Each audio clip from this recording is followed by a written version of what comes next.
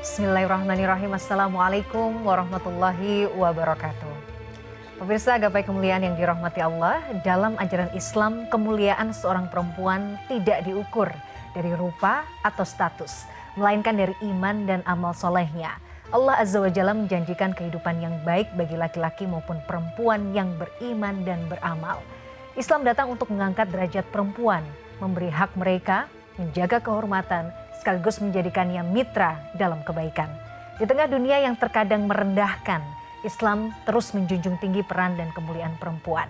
Nah pemirsa, selama 45 menit ke depan, insya Allah kita akan mengulas sebuah tema yang mengingatkan kita tentang kemuliaan yang Islam berikan kepada setiap insan termasuk para perempuan. Semoga dari pembahasan ini kita semakin menghargai peran setiap perempuan dalam hidup dan menjadikan amal soleh sebagai jalan menuju kemuliaan di dunia maupun di akhirat.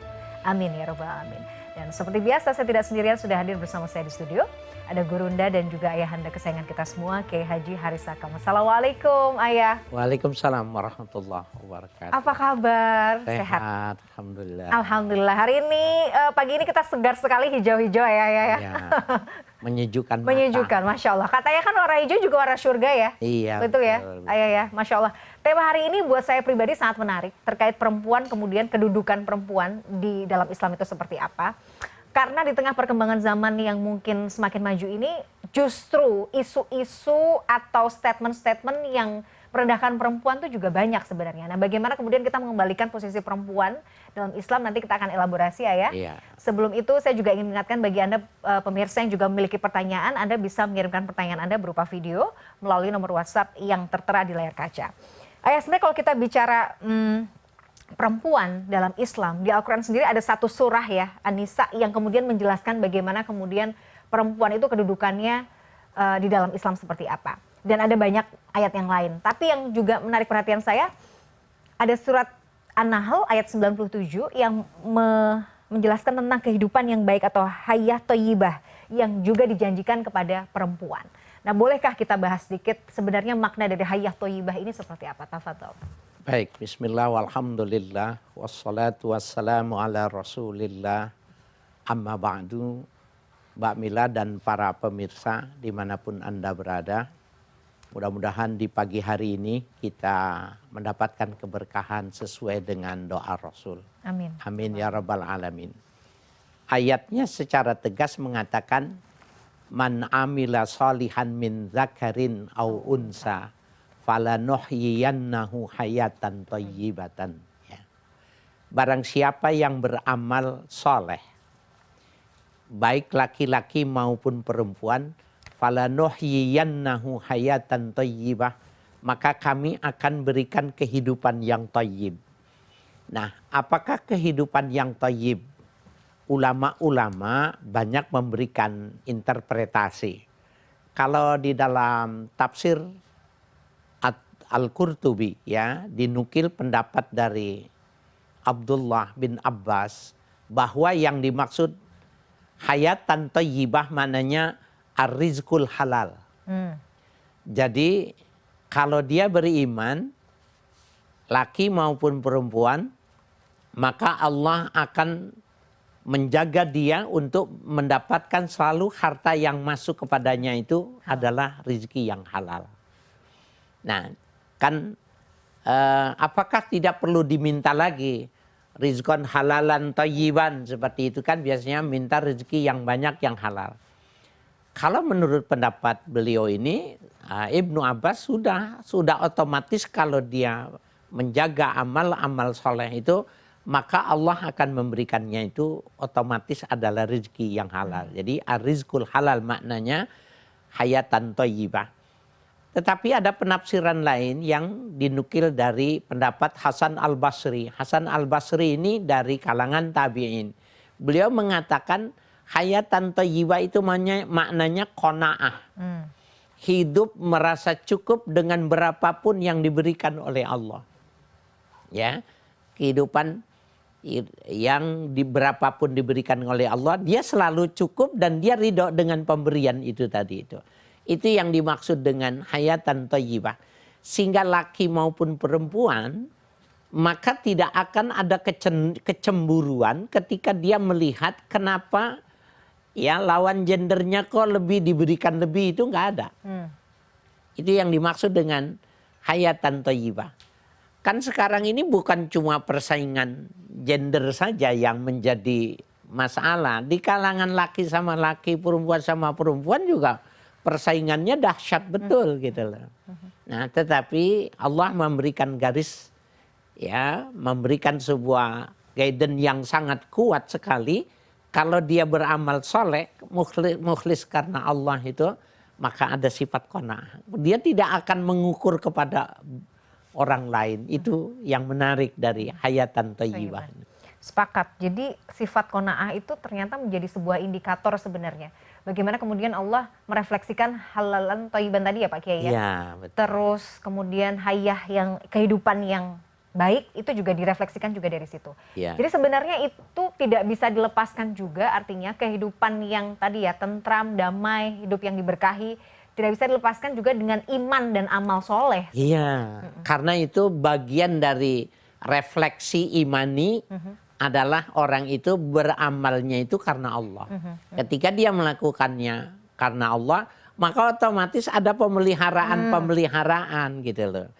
Yang kalau dia beribadahnya bukan karena Allah, nggak ada pemeliharaan yang dimaksud itu. Jadi kalau misalnya kita menemukan kasus atau mungkin kitanya sedang merasakan misalnya, kok merasanya rezeki nggak pernah cukup, kok merasanya misalnya sebagai perempuan kurang, oh kok saya merasa seolah-olah lebih rendah ya gitu kelasnya dibandingkan pasangan yang laki-laki gitu ya. Saya harusnya lebih dong, jadi ambisi-ambisi seperti itu bisa jadi itu karena itu tadi ya, tidak ada fondasi karena lillahi ta'ala tadi ya Pak Kiai. Iya, koreksi saja. Jadi koreksi saja ibadah dia.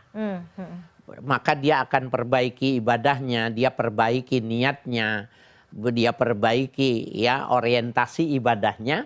Maka ketika itu dilakukannya seperti itu, ada pemeliharaan yang diberikan oleh Allah. Itu sudah pasti otomatis. Jadi Allah itu kalau kita misalnya kita memperbaiki amal soleh kita kemudian mempertajam gitu ya, memperdalam iman kita, sebenarnya penjagaan Allah itu juga pasti akan ada. Kita akan selalu merasa cukup aja ya gitu ya Pak Kiai. Nah ini Mbak Mila, bahkan hayatan thayyiban itu kan min zakarin wa unsa ya, laki perempuan.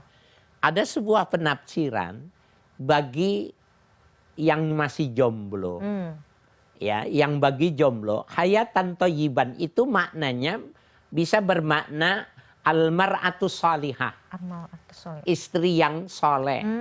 Jadi kalau dia pengen mencari pasangan, sudah dia jaga saja hubungannya, maka nanti diarahkannya yang mendekat itu yang soleh. Bagaimana dengan perempuan? Sama, kalau dia seorang wanita, dia berharap benar dapat pasangannya, jangan mencantumkan identitasnya itu di medsos sedang mencari pasangan, jangan. Maka dia pasangnya koneksinya kepada Allah, maka nanti hayatan thayyiban itu maknanya ar-rijalus salih.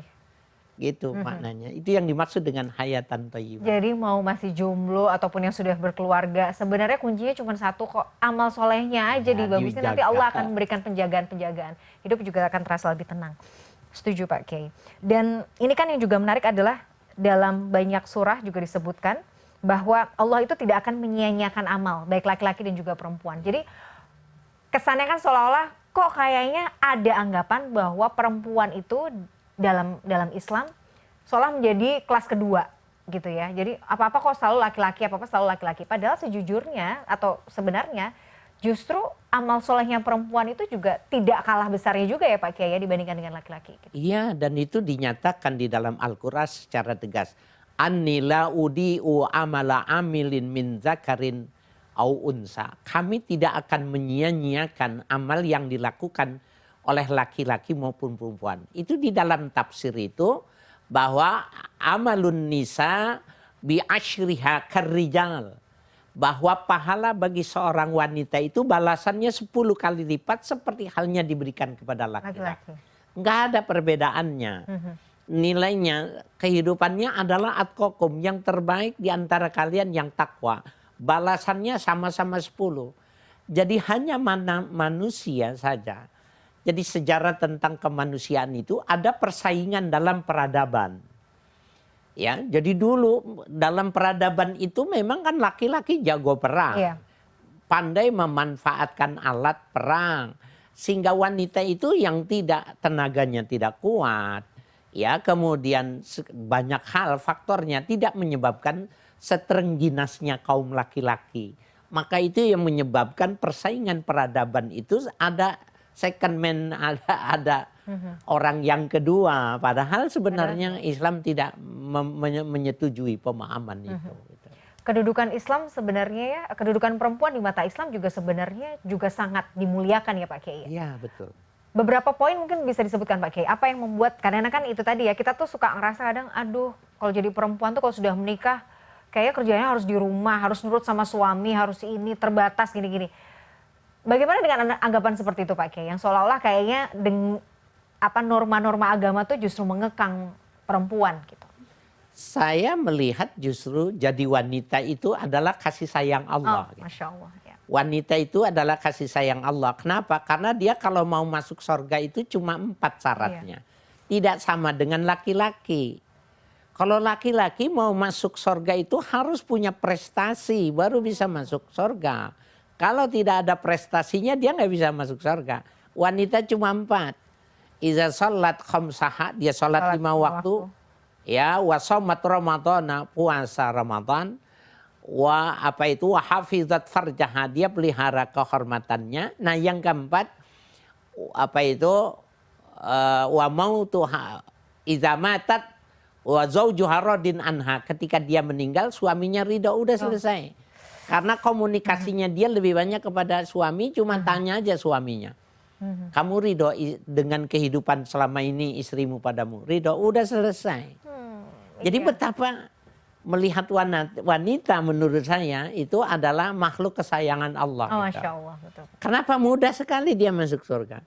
Lalu ketika dia ingin mencoba keluar, lalu ketika ingin dia berprestasi, lalu ketika aktualisasi diri gitu, bersaing, aktualisasi diri, maka sebenarnya dia mempersulit dirinya. Gitu. Setuju. Saya harus bilang, maksudnya setuju. Artinya bahwa kadang-kadang justru itu adalah ambisi pribadi ya Pak Kiai.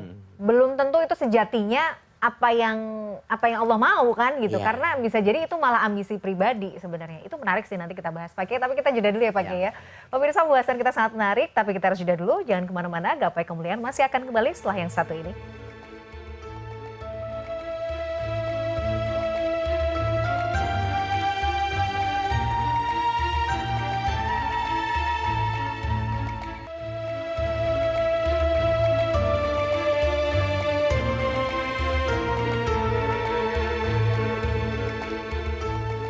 Ya pemirsa, terima kasih Anda masih menyaksikan Gapai Kemuliaan. Pemirsa, di segmen kedua ini seperti biasa Kiai Haji Haris Hakam akan menjawab pertanyaan Anda yang sudah masuk melalui WhatsApp dalam segmen Ustadz Menjawab.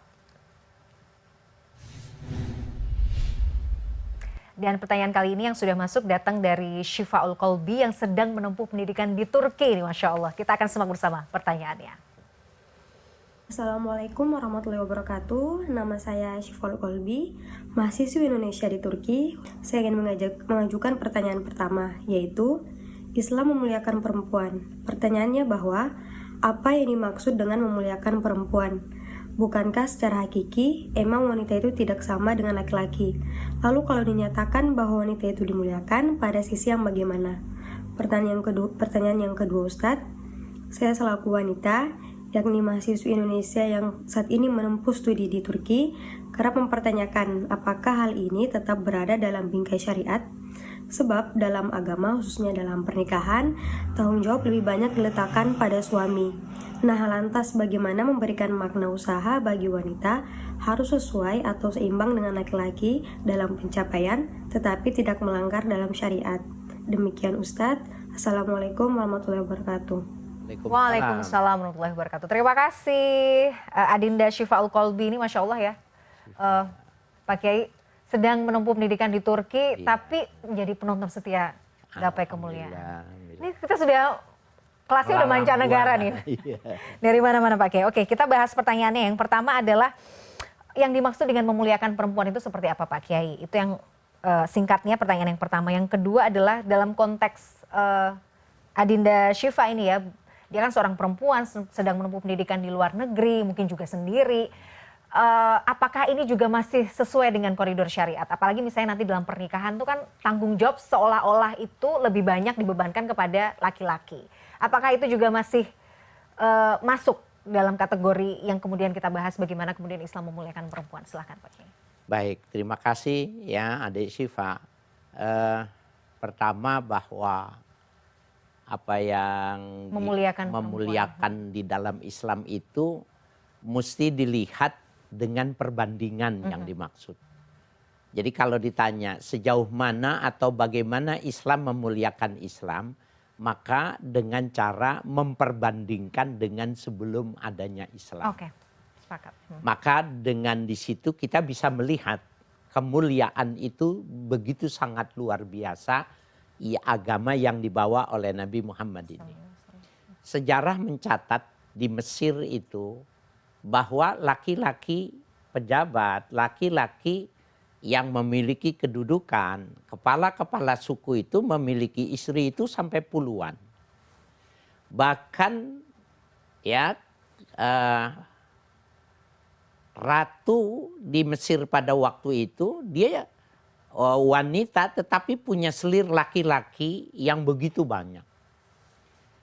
Kita lihat juga di Tiongkok seorang kaisar yang punya selir sampai 1000. Betapa nilai seorang wanita itu menjadi kecil sekali. Kemudian kita lihat juga di kalangan orang-orang yang beragama Nasrani, mereka menganggap bahwa wanita yang menstruasi itu tidak boleh tidur bersama dengan laki-laki. Banyak catatan-catatan di luar sebelum datangnya Islam itu sangat mendiskreditkan dan sangat mengecilkan peran wanita itu. Memang benar-benar menjadi kelas 2. Nah, barangkali kalau saja orang itu tidak punya kebutuhan biologis, barangkali dimusnahkan, dihabiskan gitu.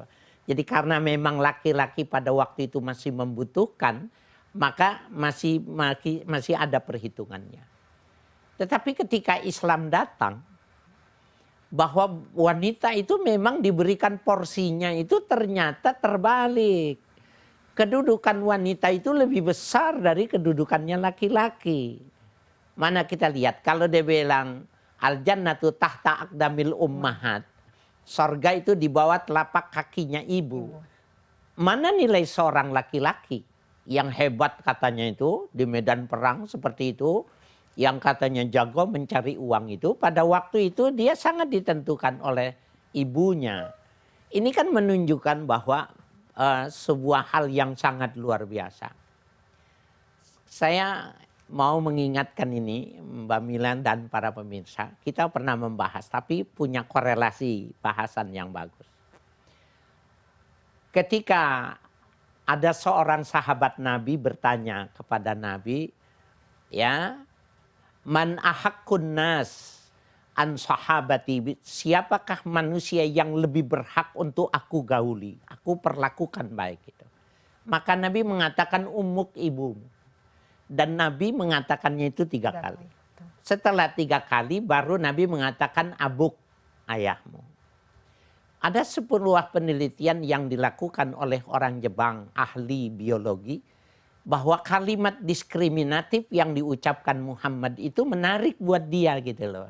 Kenapa perempuan baru laki gitu. Biasanya peradaban itu mengatakan laki-laki baru perempuan. Ini kok terbalik gitu. Ternyata dilihat pada asal penciptaan manusia itu, bahwa suami istri ketika dia melakukan hubungan seks, bagi laki-laki itu cukup 1 kali dia klimaks dalam menggauli istrinya, tapi wanita untuk melahirkan anak harus 3 kali klimaks. Sehingga menurut pemahaman dia, anak 3 kali berhutang kepada ibunya, 1 kali berhutang kepada ayahnya. Begitu juga mafhum mukhalafahnya, anak durhaka 3 kali kepada ibunya, 1 kali durhaka kepada bapaknya. Tinggi mana laki sama perempuan dari 2 hadis. Nah inilah Adik Syifa ya, betapa bisa kita bayangkan bahwa selama ini laki-laki itu memang melakukan eksploitasi terhadap manusia dalam sejarahnya. Islam lahir ingin meluruskan itu. Sehingga sekarang ini ayatnya dari tadi kita sudah bahas pada segmen pertama itu bahwa nggak ada perbedaan. Ya, la yastawil rijal wan nisa, nggak ada perbedaannya laki dengan perempuan. Itu. Bahkan itu tadi ya, justru Islam datang itu dengan membawa kemuliaan bagi perempuan. Berikanlah kemuliaan yang luar biasa kepada perempuan. Pak Kiai, kemudian pertanyaan yang kedua, kalau misalnya dalam konteks nih, Adinda Syifa kan sedang menempuh pendidikan di luar negeri, perempuan sendiri gitu ya. Kan memang namanya perempuan kan juga ingin mendapatkan itu tadi ya Pak Kiai, mendapatkan prestasi juga, ingin punya pencapaian sendiri mungkin dalam bidang akademik gitu, yang juga sama dengan mendapatkan kesempatan yang sama dengan laki-laki. Bagaimana secara syariat ini, apakah itu masih dalam koridor nggak Pak Kiai? Masih dalam koridor dan tidak berlebih-lebihan. Jadi sekarang ini era global terbukanya sekat-sekat antara negara yang satu dengan negara yang lain, kemudahan-kemudahan yang semacam ini harus dimanfaatkan oleh umat Islam laki maupun perempuan. Adik Syifa ini kan tidak tahu nanti ketika sudah pulang ke Indonesia jadi apa. Nah, Allah sedang mempersiapkan sekarang itu untuk menjadi orang yang hebat ketika dia pulang. Kalau Syifa tidak mengambil kesempatan ini, belajar yang semacam ini, bisa jadi sebenarnya job yang sudah dipersiapkan itu tidak diberikan kepada Syifa karena Syifa tidak mempersiapkan diri untuk orang yang jadi pas dengan job yang dipersiapkan itu. Nah, kalau kita memahamkannya yang semacam itu nggak jadi masalah. Jadi nggak boleh lagi kita mengadopsi pemahaman yang lama. Bagi wanita tidak akan jauh dari sumur, kasur, dapur mamanya. Itu adalah catatan masa lalu yang sebenarnya ke depan jelas-jelas bagian dari pengamalan Islam itu, manakala seorang wanita itu fastabiqul khairat itu juga termasuk lintas gender. Nggak ada itu ayat fastabiqul khairat, berlomba-lombalah kalian dalam kebaikan. Ayat itu bukan untuk laki, bukan. Ya, jadi wanita juga harus larut dalam sebuah persaingan. Coba Mbak Mila, kita pernah bahas, siapa sih yang paling hebat dalam pandangan kita imam mazhab orang Indonesia? Imam Syafi'i, tapi gurunya perempuan. Masya Allah. Ya, Sayyidah Nafisah itu gurunya perempuan. Siapa sih yang tidak kenal dengan periwayat hadis yang hebat? Imam Bukhari. Tapi salah satu gurunya itu perempuan. Bukankah wanita yang menjadi terdepan dalam melahirkan ulama-ulama besar? Dan ibu juga menjadi madrasah pertama bagi anak-anaknya kan Pak Kiai. Waduh, menarik sekali. Bicara soal keluarga ini juga menarik ya Pak Kiai. Jadi peran perempuan sebagai sentral dan jantungnya keluarga nanti kita akan bahas Pak Kiai. Baik. Di segmen berikutnya kita jeda dulu. Pemirsa jangan kemana-mana, Gapai Kemuliaan akan kembali sesaat lagi.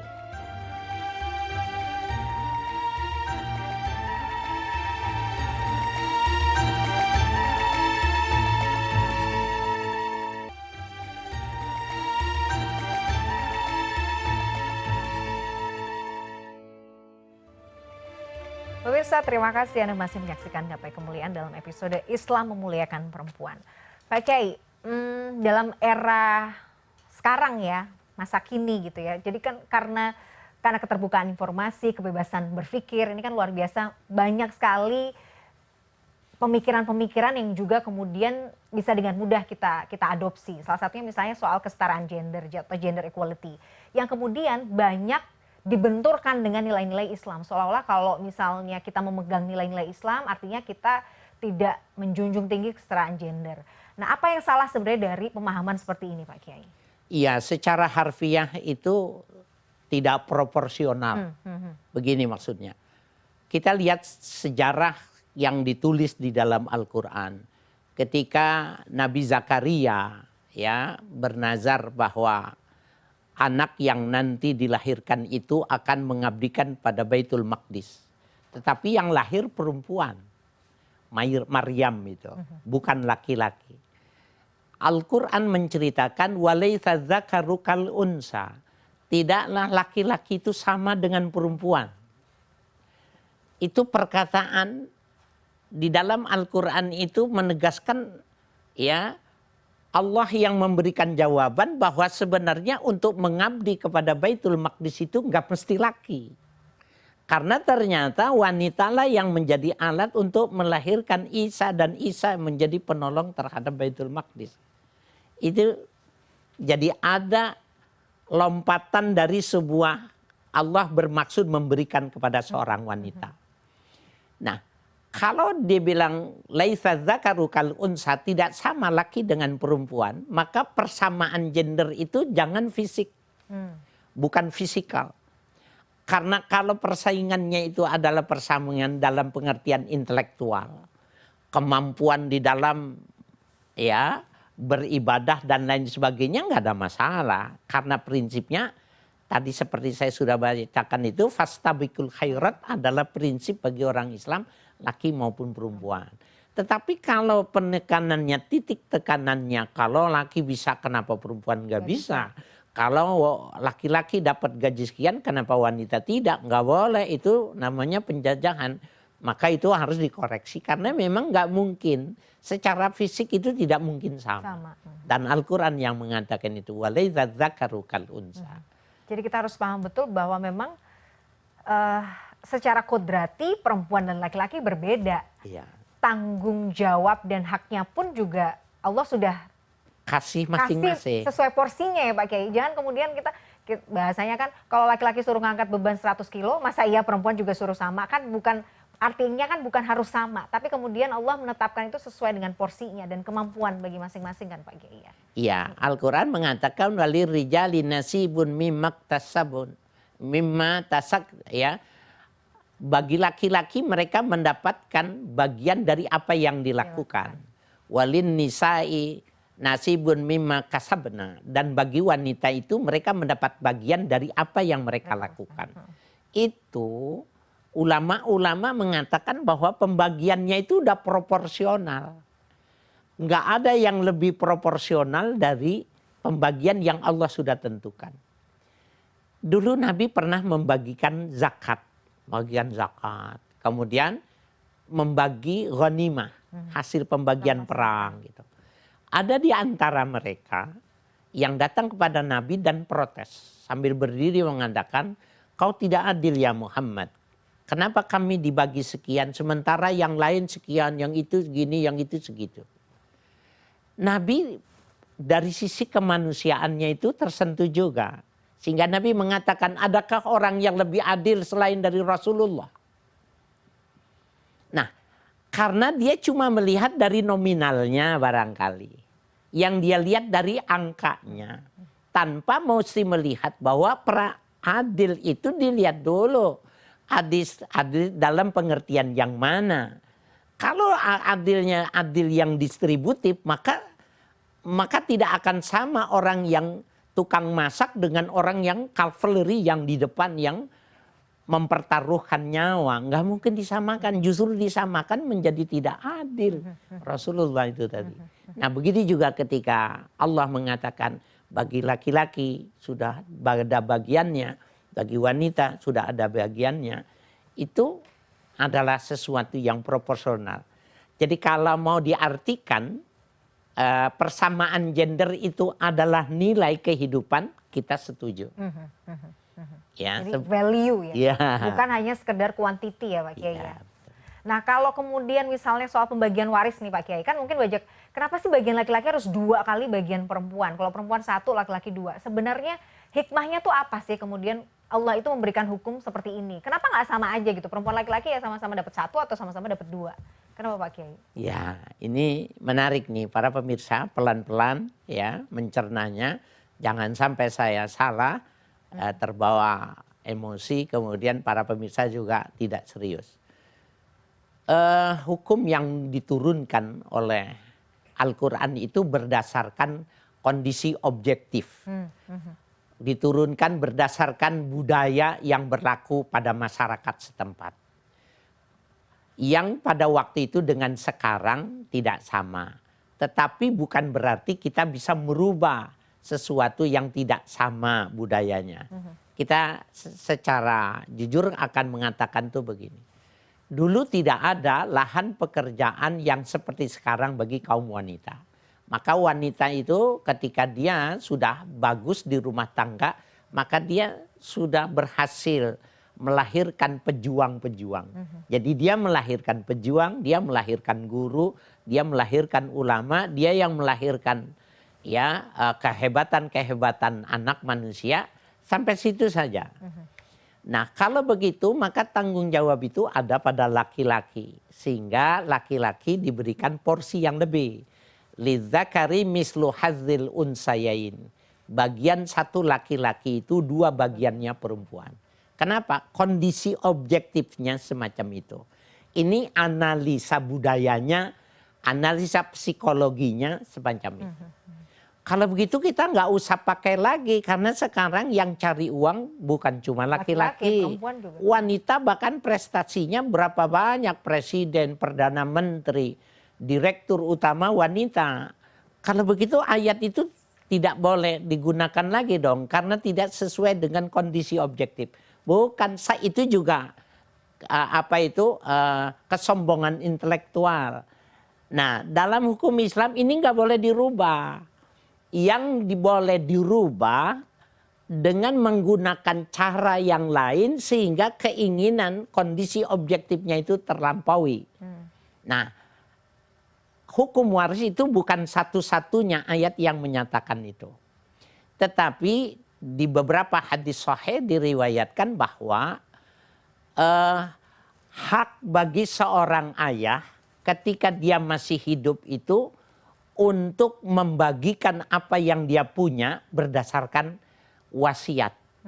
Ya, jadi wasiat waris itu wasiat ditulis masih hidup, berlakunya sesudah meninggal. Kalau dia membuat wasiat, kalau di dalam hukum Burgerliche Book itu disebut dengan testamen, dibuatnya di depan notaris. Kalau orang Islam itu wasiat itu, maka dia kalau sekarang ini dia menulis, ada seorang saksi, kalau sekarang di Indonesia berarti dia beli materai sebagai pajak dari nilai yang dia tulis itu. 2 menjadi persyarat itu. Ketika dia masih hidup, maka dia membagi laki dengan perempuan secara sama, ditandatanganinya, berlaku setelah kematian, nggak ada masalah, boleh. Jadi jangan dijadikan warisan, dijadikan wasiat. Kondisi objektifnya itu dipahamkan dengan semacam itu, maka tidak mengangkangi ayat-ayat tentang warisan. Itu kecerdasannya semacam itu, ulama-ulama mengajarkannya. Oke, menarik sekali. Jadi bukannya Al-Qur'annya diperkosa, tetapi menggunakan pintu yang lain. Baik, Masya Allah. Pak Kiai menarik sekali, tapi kita jeda lagi. Pemirsa jangan kemana-mana, Gapai Kemuliaan masih akan kembali saat lagi, tetaplah bersama kami.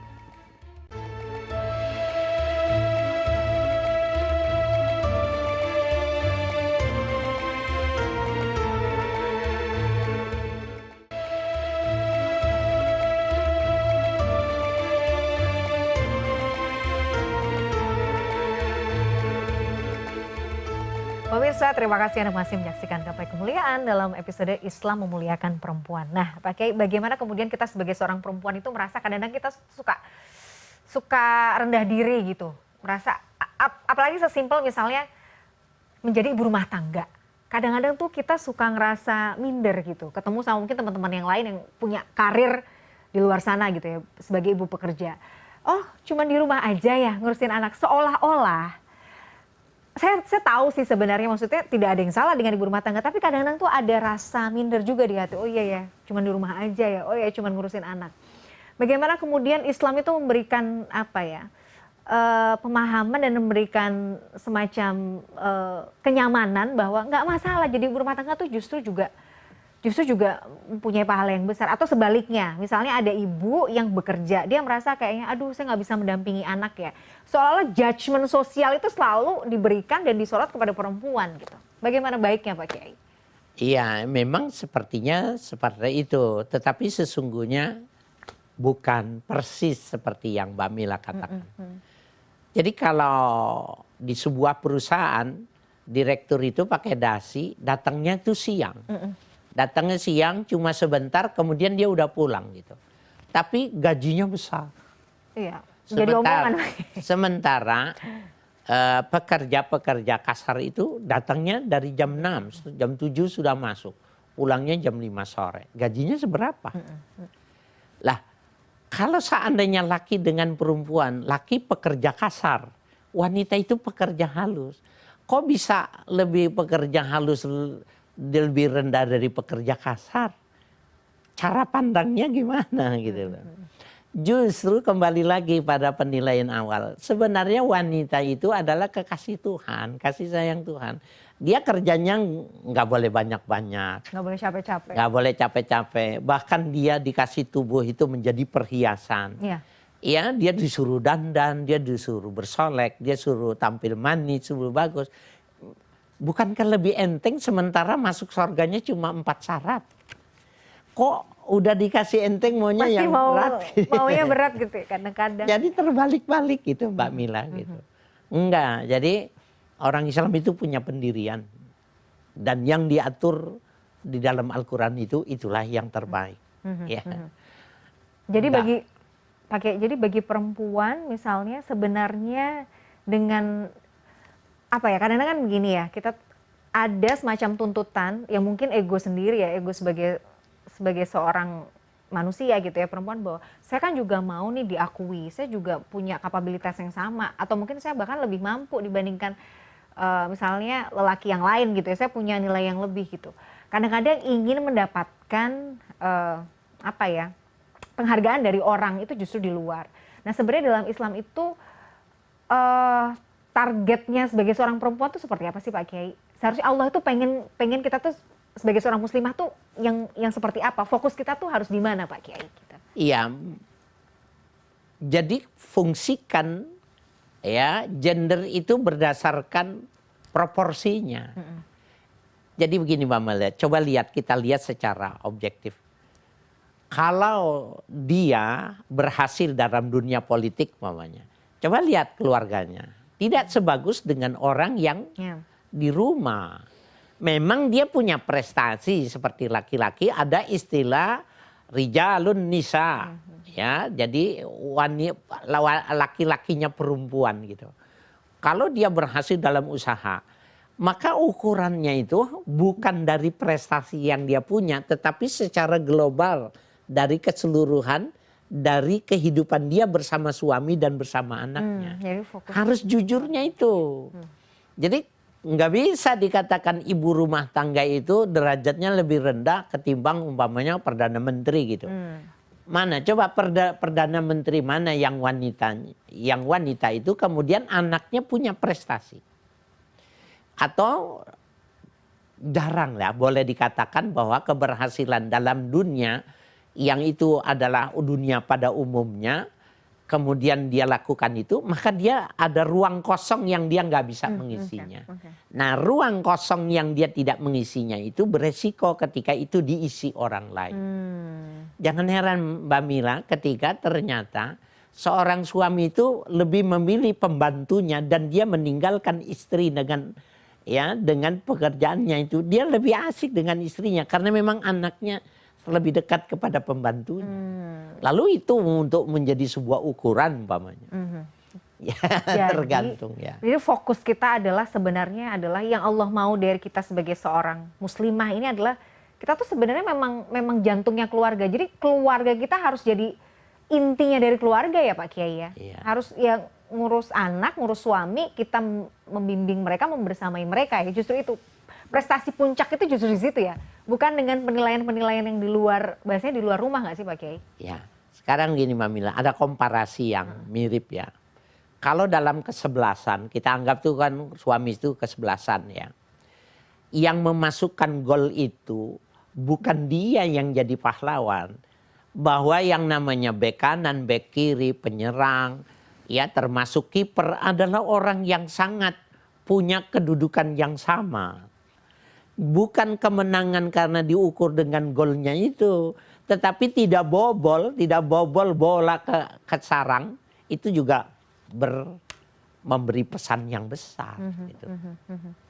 Jadi tapi kemudian bagaimana dengan misalnya ya perempuan yang sebenarnya juga karena kondisi ya memang harus bekerja Pak Kiai, karena ya kalau nggak kerja terus gimana? Misalnya penghasilan dari suami juga nggak cukup Kurang. untuk menghidupi keluarga.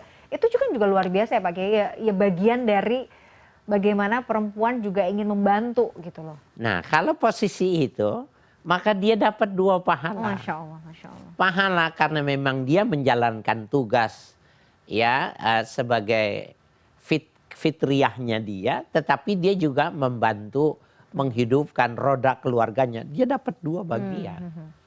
Suami dapat 1, dia dapat 2 gitu. Jadi bonusnya lebih gede ya Pak Kiai, karena Iya. itu sebenarnya bukan kewajiban kita kan. Iya betul. ikut Tergantung gitu. cara pandangnya aja. Masya Allah. Dan kadang-kadang saya juga berpikir bahwa perempuan tuh memang harus punya pendidikan tinggi karena dia kan jadi gurunya anak-anak yang akan melahirkan. Kalau ibunya pinter, ibunya punya pendidikan yang tinggi, artinya kan dia sedang mencetak juga pemimpin-pemimpin masa depan yang juga berkualitas Pak Kiai. Betul. Madrasatul Ula sebagai label bagi seorang ibu, itu mengapa saya kembali lagi.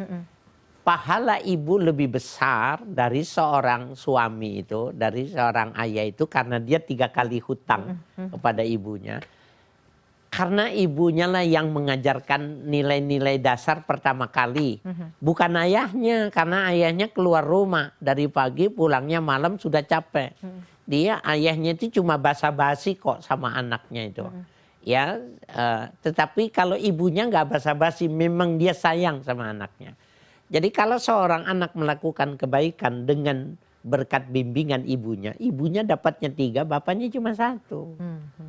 Jadi mana semuanya kalah kok, laki-laki yang mengatakan lebih hebat dari perempuan nggak ada. Jadi kita nggak usah rendah sebagai perempuan, kita nggak perlu merasa rendah diri ya. Nggak Karena ada. sebenarnya kita punya peluang pahala, peluang kebaikan tuh juga sama besarnya kok. Lebih Bahkan tadi ya besar. mungkin kita privilege kita lebih banyak ya Pak Kiai ya, perempuan gitu ya. Untuk mendapatkan itu tadi kesempatan mendapatkan pahala yang luar biasa, Masya Allah. Pak Kiai, ini terima kasih sekali Iya, ilmunya hari ini, banyak sekali insight, banyak sekali ilmu-ilmu baru yang kita dapatkan. Dan pemirsa, tidak terasa kita sudah sampai di penghujung program Gapai Kemuliaan. Semoga kajian hari ini membawa manfaat, membawa kebaikan. Dan Allah Azza wa Jalla senantiasa mudahkan kita semua untuk bersemangat menuntut ilmu agama. Amin ya Rabbal Alamin. Terima kasih atas perhatian Anda. Saya Meladia Rahma dan juga Kiai Haji Harisaka undur diri. Insya Allah kita akan jumpa lagi pada episode yang akan datang. Subhanakallahumma wa bihamdika. Asyhadu an la ilaha illa anta astaghfiruka wa atubu ilaik. Wassalamualaikum warahmatullahi wabarakatuh. Sampai jumpa. Makasih Pak Kiai.